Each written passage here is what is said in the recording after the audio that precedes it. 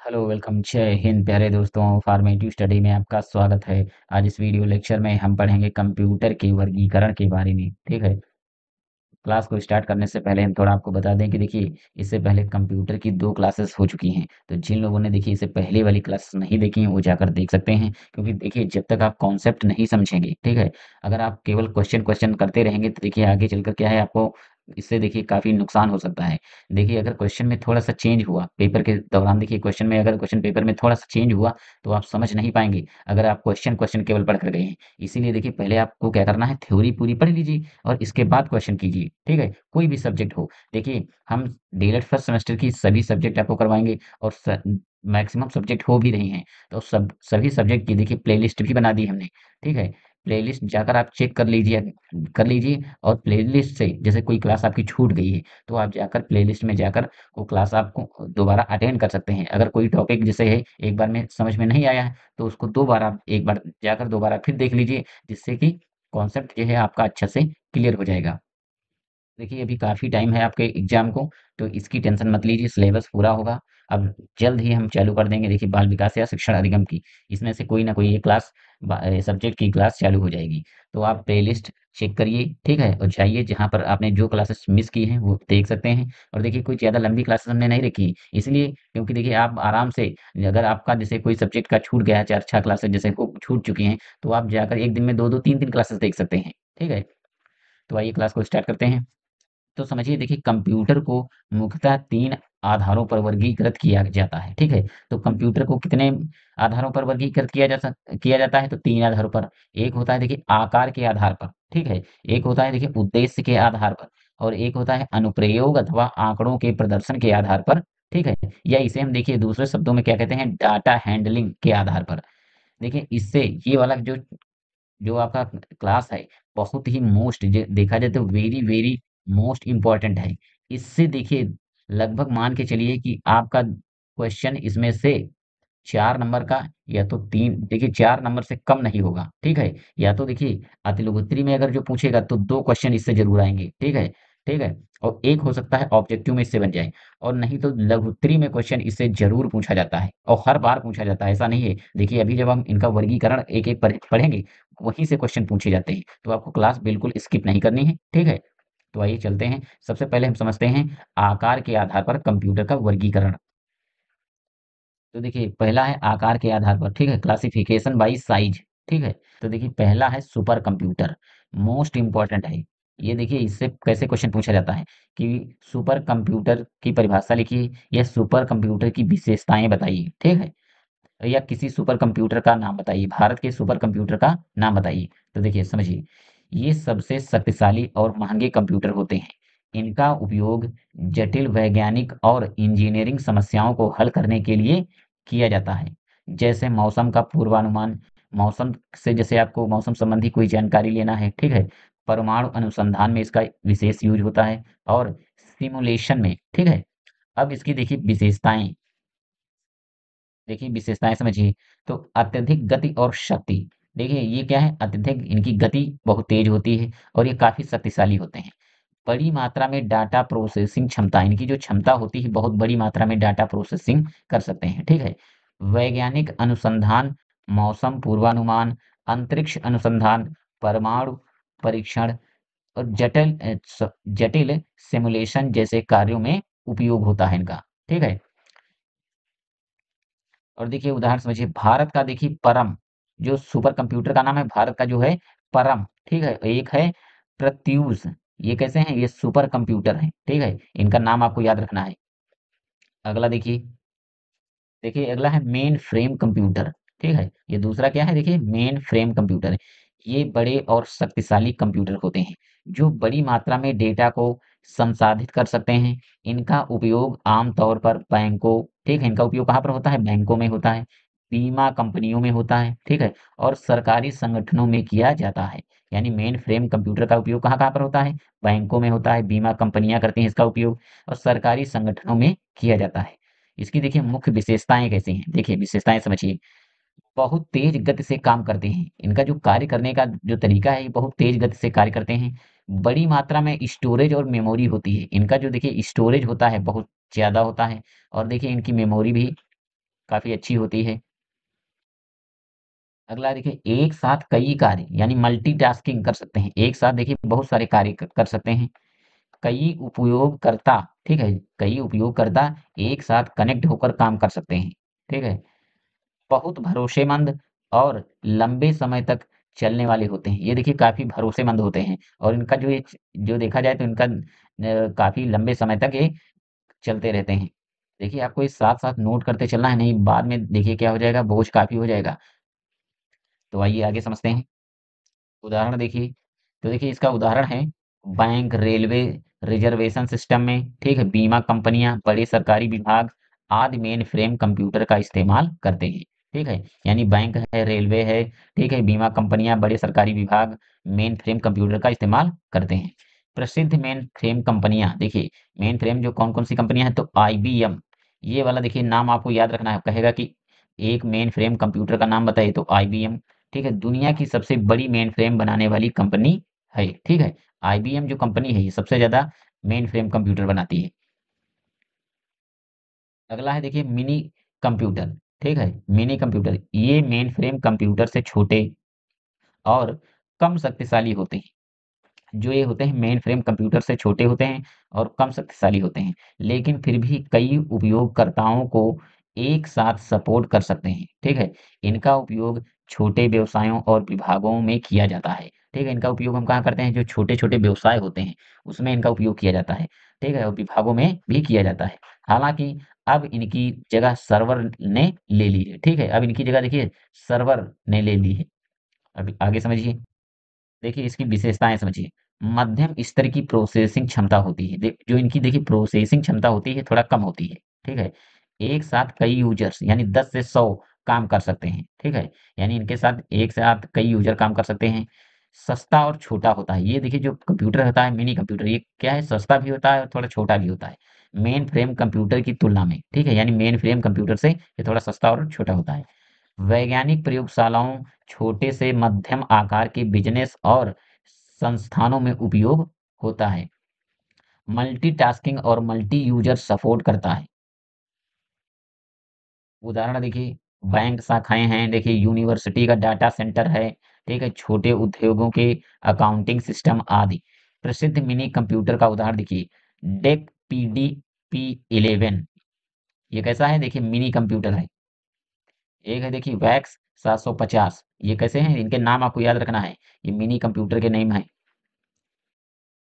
अगला है देखिए माइक्रो कंप्यूटर। कौन सा है, माइक्रो कंप्यूटर, ये सबसे छोटे और सबसे अधिक इस्तेमाल किए जाने वाले कंप्यूटर हैं। ठीक है, इन्हें पर्सनल कंप्यूटर यानी पीसी भी कहा जाता है। ठीक है, इसके अंतर्गत डेस्कटॉप कंप्यूटर, लैपटॉप, टैबलेट और स्मार्टफोन आते हैं। ठीक है, यानी जो माइक्रो कंप्यूटर कौन से होते हैं, जो आजकल आप यूज कर रहे हैं, जैसे लैपटॉप है, टैबलेट है, कम और स्मार्टफोन है, कैसे हैं, माइक्रो कंप्यूटर हैं।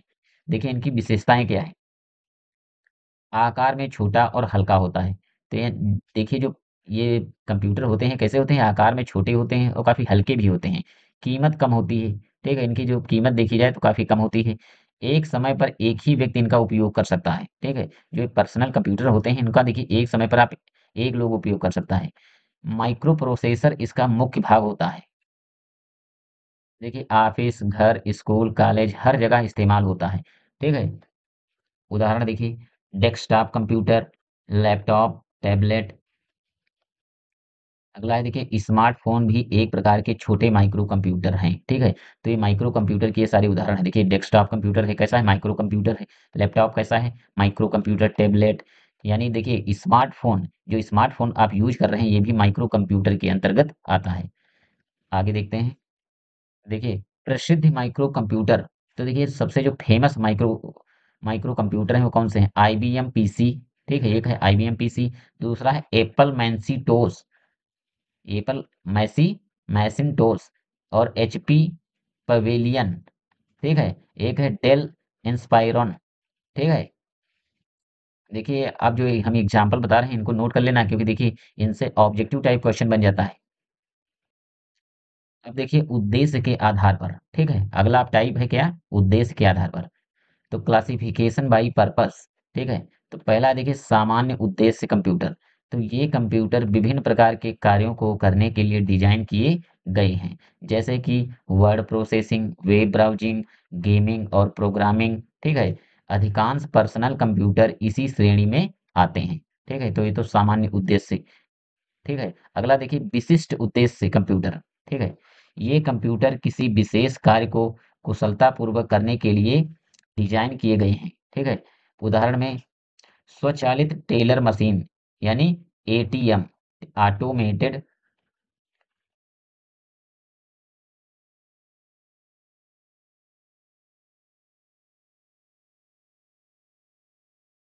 देखिए स्वचालित टेलर मशीन, इसको हम क्या कहते हैं, एटीएम शॉर्ट फॉर्म में, यानी ऑटोमेटिक टेलर मशीन। ठीक है, यातायात नियंत्रण प्रणाली और मौसम पूर्वानुमान कंप्यूटर शामिल हैं। ठीक है, ये विशिष्ट जो उद्देश्य वाले कंप्यूटर होते हैं, इसमें क्या है, ये सब आपको बस इतना ही लिखना है। इसके अलावा तो अगर देखा जाए कि विशिष्ट यानी उद्देश्य के आधार पर कंप्यूटर कितने होते हैं, इनके भाग, तो एक होता है सामान्य उद्देश्य कंप्यूटर, एक होता है विशिष्ट उद्देश्य कंप्यूटर। ठीक है,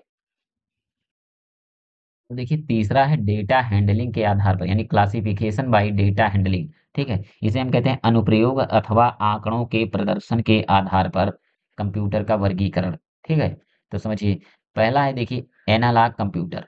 यहाँ पर ये भी देखिए मोस्ट इंपॉर्टेंट है।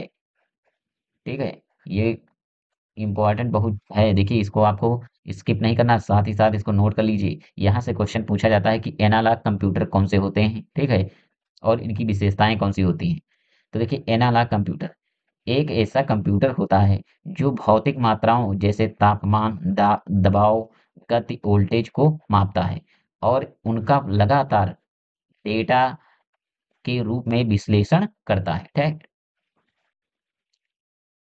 तो समझिए देखिए एनालॉग कंप्यूटर क्या होते हैं। ठीक है, एनालॉग ये देखिए मोस्ट इंपॉर्टेंट है, ये क्वेश्चन यहाँ से पूछा जाता है कि एनालॉग कंप्यूटर कौन से होते हैं, उनकी विशेषताएं लिखिए।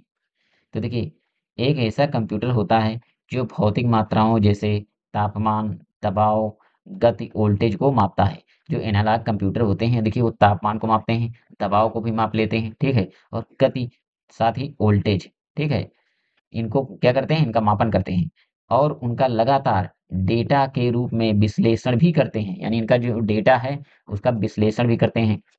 यह गणना संख्याओं की बजाय भौतिक संकेतों के आधार पर करता है। ठीक है, यानी भौतिक संकेतों के आधार पर इनका देखिए इनकी गणना करता है। देखिए इसकी मुख्य विशेषताएं क्या हैं, लगातार बदलने वाले डेटा के साथ काम करता है। ठीक है, ये जो लगातार डेटा बदलता रहता है इसके साथ ये काम कर सकता है। बहुत तेजी से गणना कर सकता है, जो इसका जो देखिए गणना बहुत तेजी से कर सकता है और डिजिटल कंप्यूटर की तरह जीरो और एक का उपयोग नहीं करता है। यानी ये जो डिजिटल कंप्यूटर होता है इसकी तरह जीरो एक का उपयोग नहीं करता है। प्रयोगशालाओं, इंजीनियरिंग और वैज्ञानिक कार्यों में उपयोग होता है। तो देखिए उदाहरण समझिए थर्मामीटर। ठीक है, थर्मामीटर है, फिर है देखिए स्पीडोमीटर, वोल्ट मीटर। ठीक है, ये सब देखिए इसमें कौन सा कंप्यूटर का यूज होता है, एनालॉग कंप्यूटर का। पुराने जमाने के फ्लाइट सिमुलेटर। ठीक है, नोट देखिए क्या है, इसको आपको नोट करके लिख लेना है। आज के समय में एनालॉग कंप्यूटर का उपयोग बहुत कम हो गया है। ठीक है, क्योंकि डिजिटल कंप्यूटर अधिक सटीक और सुविधाजनक हो गए हैं। आजकल देखिए जो देखा जाए तो एनालॉग कंप्यूटर का यूज बहुत कम हो गया है। अब उनकी जगह देखिए डिजिटल कंप्यूटर अधिक सटीक और अच्छे से देखिए सुविधाजनक हो गए हैं और उनसे सटीकता से किसी भी जानकारी को प्राप्त किया जा सकता है। अब समझिए देखिए डिजिटल कंप्यूटर। ठीक है, डिजिटल कंप्यूटर वह कंप्यूटर होता है जो डेटा को अंकों के रूप में प्रोसेस करता है। ठीक है, जो डेटा को कैसे प्रोसेस करता है, अंकों में। ठीक है, खास तौर पर जीरो और एक बाइनरी सिस्टम के रूप में। ठीक है, यह कंप्यूटर गणनाएं स्टेप बाय स्टेप करता है और बहुत सटीक परिणाम देता है। ठीक है, जो इससे आप कोई भी क्वेश्चन या किसी भी कार्य को अगर कर रहे हैं तो जो डिजिटल कंप्यूटर होता है बहुत ही एक्यूरेट परिणाम देता है। ठीक है, जिसे हम कहते हैं बहुत ही सटीक। देखिए मुख्य इसकी विशेषताएं क्या हैं, तो डेटा को जीरो और एक में बदल कर प्रोसेस करता है। ठीक है, अगर आप कोई डेटा इसको दे रहे हैं तो ये जीरो और एक में बदल कर फिर उसको प्रोसेस करता है। तेजी से काम करता है, देखिए इसकी जो स्पीड है बहुत तेज होती है और सटीक परिणाम देता है। ये नहीं कोई गलत परिणाम दे, ये बहुत ही सटीक और एक्यूरेट परिणाम देता है। अगला है मल्टीटास्किंग और स्टोरेज क्षमता बहुत अच्छी होती है। इसकी देखिए जो मल्टीटास्किंग होता है यानी एक साथ ही कई कार्य कर सकता है, और इसकी जो स्टोरेज क्षमता होती है वो बहुत अच्छी होती है, ठीक है। गणितीय, तार्किक और टेक्स्ट आधारित काम में माहिर होता है। जो गणितीय संक्रियाएं होती हैं ये बहुत अच्छे से कर सकता है, ठीक है। तार्किक रीजनिंग जितनी है वो भी बहुत अच्छे से समझ सकता है, और टेक्स्ट आधारित अगर आपने कुछ भी लिखा है उसको भी बहुत अच्छे से समझ लेता है। आज ज़्यादातर कंप्यूटर डिजिटल ही होते हैं, ठीक है। आजकल जो कंप्यूटर आपने देखा है वो ज़्यादातर क्या है, डिजिटल कंप्यूटर है। देखिए उदाहरण, लैपटॉप कैसा है, देखिए ये डिजिटल कंप्यूटर है। लैपटॉप कैसा है, डिजिटल कंप्यूटर। और उसी प्रकार देखिए डेस्कटॉप कंप्यूटर, ये भी कैसा है, डिजिटल कंप्यूटर। अगला देखिए कैशियर मशीन, ठीक है, ये भी क्या है, digital computer. Smartphone digital computer है। एटीएम जो मशीन होती है ये भी कैसा है, ये डिजिटल कंप्यूटर है। देखिए नोट, डिजिटल कंप्यूटर अब जीवन के लगभग हर क्षेत्र में उपयोग हो रहे हैं। शिक्षा में, बैंकिंग, स्वास्थ्य, व्यापार, मनोरंजन आदि। यानी जो डिजिटल कंप्यूटर का उपयोग अब हर क्षेत्र में हो रहा है, शिक्षा में भी हो रहा है, बैंकिंग क्षेत्र में यूज हो रहा है, स्वास्थ्य में भी हो रहा है, यानी हॉस्पिटल्स में भी डिजिटल कंप्यूटर का उपयोग हो रहा है, व्यापार में, और साथ ही साथ मनोरंजन में भी, ठीक है। देखिए अगला है हाइब्रिड कंप्यूटर। समझिए हाइब्रिड कंप्यूटर, देखिए हाइब्रिड कंप्यूटर एक कंप्यूटर होता है जो एनालॉग कंप्यूटर और डिजिटल कंप्यूटर दोनों के गुणों को मिलाकर काम करता है, ठीक है। यानी जो हाइब्रिड कंप्यूटर कैसे बने, एक देखिए एनालॉग कंप्यूटर के भी इसमें गुण पाए जाते हैं और डिजिटल कंप्यूटर के गुण पाए जाते हैं, ठीक है। तो इन दोनों को मिलाकर बना है हाइब्रिड कंप्यूटर। ये देखिए ये भी काफी वेरी इंपॉर्टेंट, अगर देखा जाए तो मोस्ट मोस्ट इंपॉर्टेंट है। ये कई बार देखिए हाइब्रिड कंप्यूटर के बारे में भी क्वेश्चन पूछा जा चुका है। इसीलिए हम बोल रहे हैं कि जहाँ-जहाँ जो इम्पोर्टेंट है, वो साथ-साथ आपको नोट करते चलना है। वहाँ पर आपको लिख लेना है ऐसे कि ये इम्पोर्टेंट है, ठीक है? यानी यह लगातार बदलते डेटा और स्टेप बाय स्टेप डेटा दोनों को प्रोसेस कर सकता है। यानी ये जो लगातार डेटा को बदल सकता है, ठीक है? और साथ ही साथ स्टेप बाय स्टेप डेटा को प्रोसेस भी कर सकता है। इसकी देखिए विशेषताएँ क्या हैं? तो एनालॉग कंप्यूटर की स्पीड और डिजिटल कंप्यूटर की सटीकता दोनों मिलती है। इसमें जो देखिए ये हाइब्रिड कंप्यूटर जो है, एनालॉग कंप्यूटर की स्पीड जो होती है और जो डिजिटल कंप्यूटर की सटीकता यानी एक्यूरेसी जो होती है, वो उन दोनों को मिलाकर ये बनता है देखिए हाइब्रिड कंप्यूटर। तो देखिए इसकी जो स्पीड भी अच्छी है और इसकी सटीकता भी अच्छी है। जैसे आपने देखा होगा गाँव में, तो ज़्यादातर अब खेती जो फसलें बोई जाती हैं, जितनी जैसे गेहूँ हो या धान हो, ये सब ज़्यादा देखिए हाइब्रिड हो गई हैं, जिससे इनका देखिए उत्पादन बहुत ज़्यादा होता है, फसल भी अच्छी उत्पादित होती है। जितना देखिए पहले गेहूँ धान हुआ करते थे, आजकल उससे डबल होते हैं। क्यों? क्योंकि देखिए अब ज़्यादातर फसलें क्या हैं, हाइब्रिड हो गई हैं, और सभी लोग गाँव में जो किसान हैं, वो क्या करते हैं, हाइब्रिड फसल का ही यूज़ करते हैं। उसी प्रकार देखिए जो कंप्यूटर हैं, ये भी क्या है, एक हाइब्रिड कंप्यूटर है। एनालॉग कंप्यूटर और डिजिटल कंप्यूटर को के गुणों को मिलाकर बनाया गया है हाइब्रिड कंप्यूटर। लगातार बदलते डेटा को पहले डिजिटल फॉर्म में बदलता है, ठीक है। पहले देखिए लगातार डेटा को क्या करता है, डिजिटल फॉर्म में बदलता है, फिर प्रोसेस करता है। Medical, scientific research, aircraft system आदि में उपयोग होता है। यानी हाइब्रिड कंप्यूटर का उपयोग कहाँ होता है, मेडिकल, साइंटिफिक रिसर्च है, एयरक्राफ्ट सिस्टम है आदि में उपयोग होता है। उदाहरण देखिए आईसीयू में इस्तेमाल होने वाली मशीनें, जैसे हार्ट बीट मॉनिटरिंग, ठीक है, मॉनिटरिंग सिस्टम, तो ये कैसे हैं, हाइब्रिड कंप्यूटर हैं। एयरक्राफ्ट कंट्रोल सिस्टम, अगला देखिए पेट्रोल पंप का ऑटोमेटिक फ्यूल मापने वाला सिस्टम, इसमें कैसा यूज हो रहा है computer, hybrid computer. Scientific labs में प्रयोग होने वाले कुछ स्पेशल कंप्यूटर, साइंटिफिक जो लैब्स होते हैं यानी साइंटिफिक जो वैज्ञानिक प्रयोगशालाएं होती हैं, उसमें भी क्या होते हैं, यही हाइब्रिड कंप्यूटर होते हैं। देखिए हाइब्रिड कंप्यूटर कैसे बने हैं, तो देखिए एनालॉग कंप्यूटर की स्पीड और प्लस डिजिटल कंप्यूटर की सटीकता को मिलाकर बना है हाइब्रिड कंप्यूटर।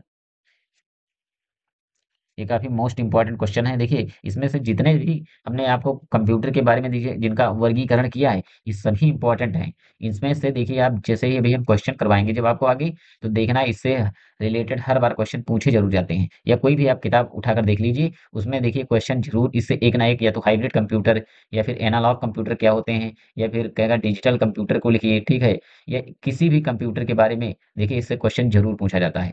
तो आपको देखिए ये सारा जो हमने बताया है कॉन्सेप्ट, ये सारा देखिए आपको नोट कर लेना है, क्योंकि जब तक आप नोट नहीं करेंगे, क्योंकि आगे चलकर देखिए आपको रिवीजन करने में देखिए काफ़ी मुश्किल का सामना करना पड़ेगा, इसीलिए अभी से करना क्या है, साथ ही साथ नोट करते चलना है। फिर इसके बाद देखिए आप क्वेश्चन प्रैक्टिस कीजिए। अभी क्वेश्चन प्रैक्टिस करने की कोई ज़रूरत नहीं। जो सब्जेक्ट देखिए हमने मैथ का सब्जेक्ट पूरा कर लिया है, ठीक है? तो अब हम मैथ में आपको क्या करेंगे, देखिए इतनी पहले हम इतनी अच्छे से रिवीजन करवा देंगे, पहले ऑब्जेक्टिव टाइप जितने क्वेश्चन बनते हैं, क्योंकि मैथ देखिए बहुत इंपॉर्टेंट है। सबसे ज़्यादा अगर देखा जाए तो मैथ में बैक लगती है। तो देखिए मैथ को आपको स्किप नहीं करना है, लगातार देखना है। अब धीरे-धीरे जैसे कोई क्लास आपकी मैथ की स्किप हो गई है, तो आप जाकर पहले हमने पूरा कॉन्सेप्ट बताया है एक-एक चैप्टर वाइज़, तो आप चैप्टर वाइज़ सारा देख सकते हैं, ठीक है? तो चलिए देखिए क्लास को हम यहीं पर ख़त्म करते हैं। आज हमने जाना कि कंप्यूटर को किस-किस आधार पर वर्गीकृत किया जाता है। उम्मीद है यह जानकारी आपके लिए उपयोगी रही होगी। वीडियो को लाइक और चैनल को सब्सक्राइब करना ना भूलें, अगर वीडियो पसंद आई है तो। ठीक है? मिलते हैं नेक्स्ट वीडियो में, तब तक के लिए जय हिंद।